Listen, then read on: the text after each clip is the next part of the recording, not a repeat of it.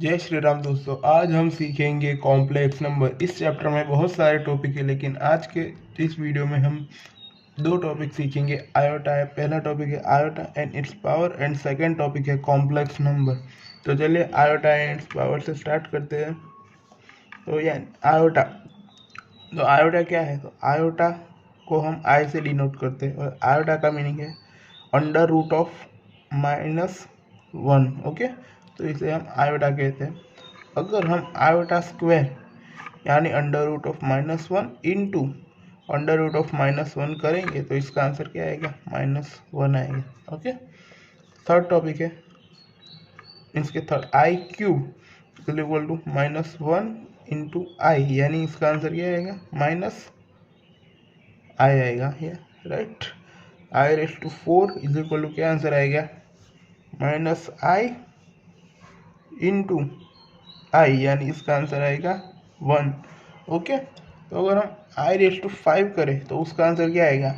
I raise to 4 यानी 1, और उसके इंटू आई, यानी आई रेस टू 5 यानी आई ही आएगा। और आई रेस टू 6 यानी इसका आंसर क्या आएगा? आई रेस टू -1 आएगा। आई रेस टू 7 का आंसर आएगा आई रेस टू क्या आएगा? बोलिए बोलिए। आई रेस टू 7 का आंसर आएगा -5, और आई रेस टू 8 का आंसर आएगा ऐसा। तो ऐसे ऐसे ऐसे करके ये सीरीज चलती रहेगी। तो इससे हम एक नोट मिलते हैं, तो वो नोट को हम नोट डाउन करेंगे। तो नोट ये है कि आई रेस टू, आज आई की जो पावर है अगर वो 4 के मल्टीप्लाई में हो तो उसका आंसर ऑलवेज 1 आएगा। ओके, तो चलिए इसको कुछ एग्जाम्पल से समझते हैं। तो पहला एग्जाम्पल है i raise to 102।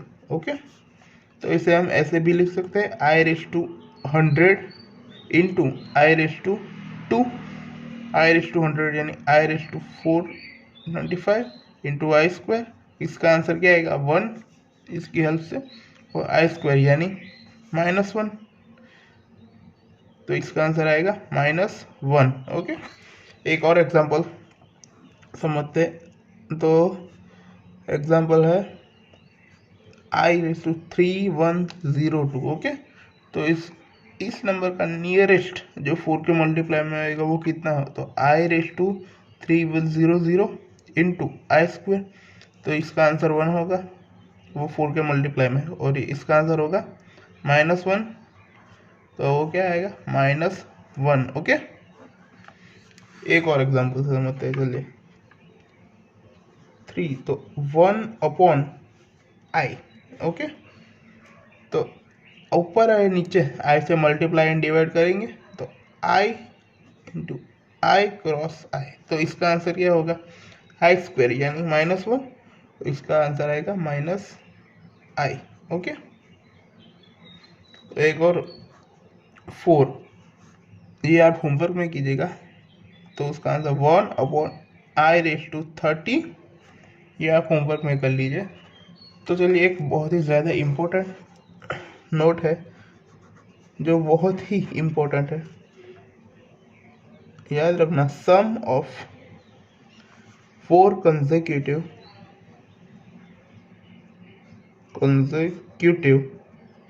Power of iota iota is equal to 0। Okay, तो कंसेक्यूटिव का मीनिंग क्या है? क्रमिक, लगातार। यानी एग्जाम्पल से समझते हैं। एग्जाम्पल, ओके, यानी कि 1 plus i square plus i cube. Okay, या 0 है या 1 है। ओके, इसका आंसर 0 आएगा। ओके, तो i raise to 0 1, i raise to 1 i square -1, और i cube -1। Okay, all cancel out. ऐसे किसी भी कंसेक्यूटिव पावर वाले आयोटा का सम करे तो उसका आंसर 0 ही आएगा।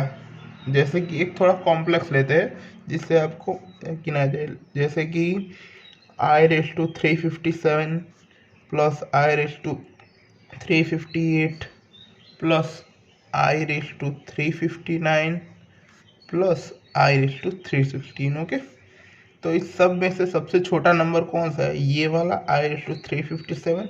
इसको कॉमन निकालेंगे तो आई रेस टू 357 कॉमन क्या बचेगा? यहाँ 1 plus i square plus i cube. Okay, तो i raise to 357 as it is 1 का 1 आई का प्लस आई स्क्वायर यानी -1 प्लस आई क्यूब यानी माइनस आई। ओके, तो +1 -1 कैंसिल है, plus i minus i is equal to क्या आंसर आएगा? 0। Okay, तो चलिए एक और क्वेश्चन की तरफ चलते हैं जो थोड़ा कॉम्प्लेक्स है, लेकिन सेम मेथड का ही को अप्लाई करेंगे। ओके, तो क्या उसका है?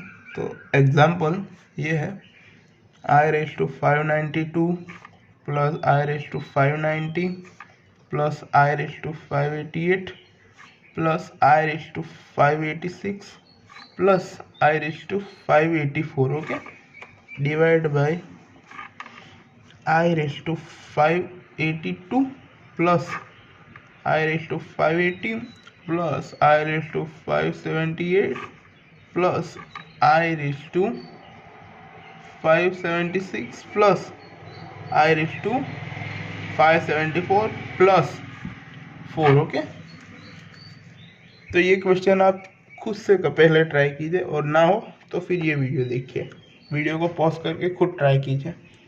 ओके, तो इन सब तो ये क्वेश्चन को सॉल्व करने के लिए सेम टू सेम पहले हमने जो सीखा सब में से जो छोटा है उसे कॉमन निकाल लेंगे। तो यह सबसे छोटा पावर किसका है?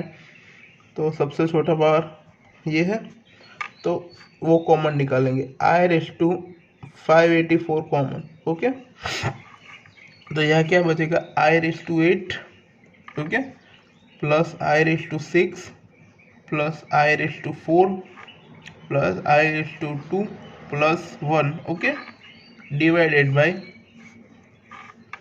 आई रेस टू, यह सबसे छोटा पावर कौन सा है? ये है i raise to 574। Okay, divided by i raise to 8 plus i raise to 6 plus i raise to क्या बचा 4 plus i raise to 2 plus 1। Okay, plus 4। ये देखिए दोनों सेम है, कैंसल आउट हो जाएंगे। तो यह क्या बचा? I raise to 10। Okay, i raise to 10 plus 4 यानी i raise to 8 into i raise to 2 plus 4 equal to, इसका आंसर 1 आएगा, इसका -1, तो -1 plus 4 is equal to 3। Okay, simple है। तो ये हमारा आयोटा एंड इसका पावर वाला टॉपिक खत्म हो गया। अब चलिए स्टार्ट करते हैं कॉम्प्लेक्स नंबर। ओके, तो क्या चल स्टार्ट करते हैं complex number. Okay, so remember that complex number को z से डिनोट किया जाता है। ओके, z, तो z is equal to a plus i b. Okay, इसमें जो a है वो हमारा हो जाएगा real part. Okay, real part of z, इसको बोलते हैं real part of z। Okay, और यहाँ पर जो b है उसे हम बोलते हैं imaginary part of z। Okay, okay, तो याद रखना कॉम्प्लेक्स नंबर है उसके पास टोटल 2 चीज़ें होती है। पहली एक रियल पार्ट जो अकेला होता है, और दूसरा इमेजिनरी पार्ट जिसके पास आई यानी आयोटा होता है। ओके, तो ये याद रखना बहुत ज़रूरी है कि कॉम्प्लेक्स नंबर के पास 2 प्रॉपर्टीज होती है, पहला रियल पार्ट और दूसरा इमेजिनरी पार्ट। ओके, तो आगे बढ़ते हैं। लेकिन हर बार आपको ऐसा डायरेक्ट लिखा हुआ नहीं मिलेगा, तो उसे ऐसे भी लिखा जाता है। तो a इज इक्वल टू क्या है? रियल पार्ट है, ओके, पार्ट ऑफ z है। ओके, इसे इसे ऐसे भी लिखा जाता है, रियल पार्ट को हम R E in bracket z is equal to a. Okay, तो जो ये जो है उसे real part of z is equal to a, यानी जो अंदर ब्रैकेट है उसका रियल पार्ट ए है। ओके, तो ऐसे सिमिलरली क्या बोला गया, b is equal to imaginary part of z is equal to i m आ जाएगा, i m z is equal to b. Okay, इसे क्या कहते हैं, imaginary part of z। Okay, मतलब कि इमेजनरी पार्ट ऑफ z यानी अंदर ब्रैकेट के अंदर जो भी है उसका इमेजनरी पार्ट b है। ओके, तो यहाँ से हमें एक नोट मिलती है, तो चलिए स्टार्ट करते हैं नोट लिखना। ये बहुत ही इम्पोर्टेंट टॉपिक है और याद रखना काफ़ी सारे बच्चे इसमें कंफ्यूज होते हैं। तो a and b both are real number. Okay,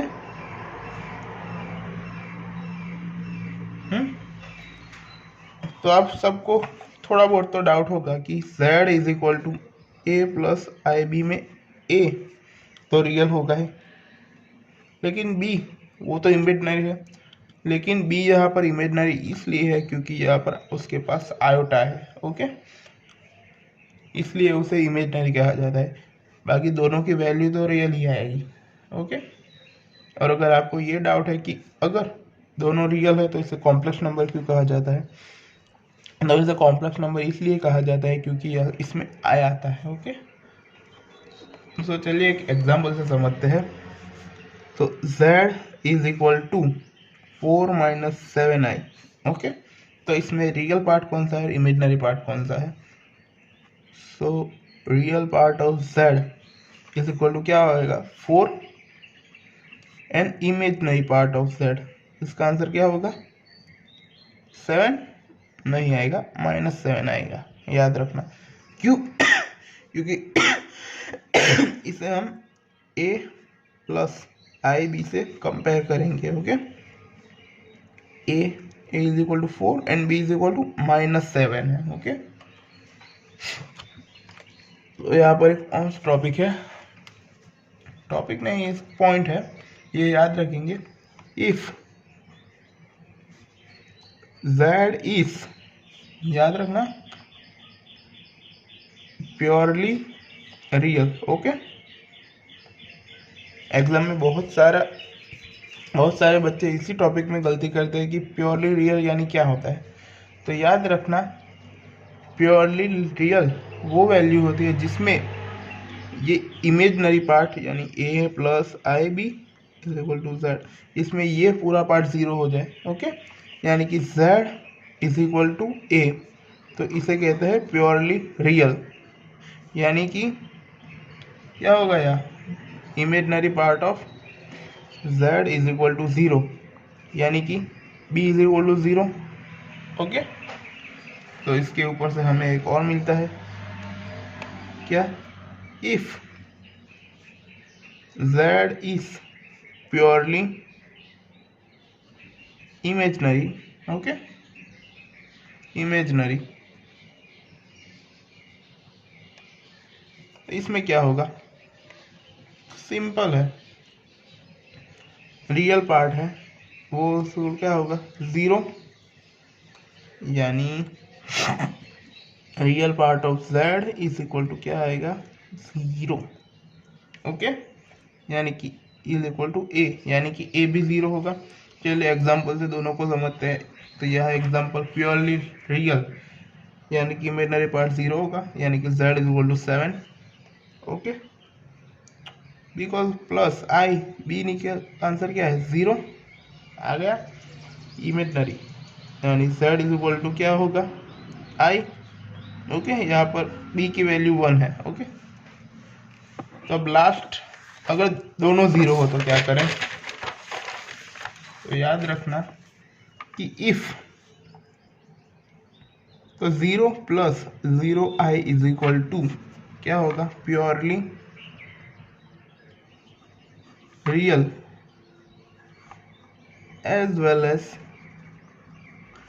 purely imaginary. Okay, तो ये तीनों नोट है उसको हम याद करेंगे, जो कि हमें अगले टॉपिक में बहुत काम आएगी। तो अगले वीडियो में हम दो टॉपिक को क्लियर करेंगे। पहला एल्जेब्रा ऑफ कॉम्प्लेक्स नंबर और दूसरा equality of complex number. Okay, तो अगर वीडियो पसंद आया तो लाइक, शेयर एंड सब्सक्राइब कीजिए, ताकि मेरे यूट्यूब चैनल की जो भी सारी अपडेट है वो आप तक पहुंच सके। ओके।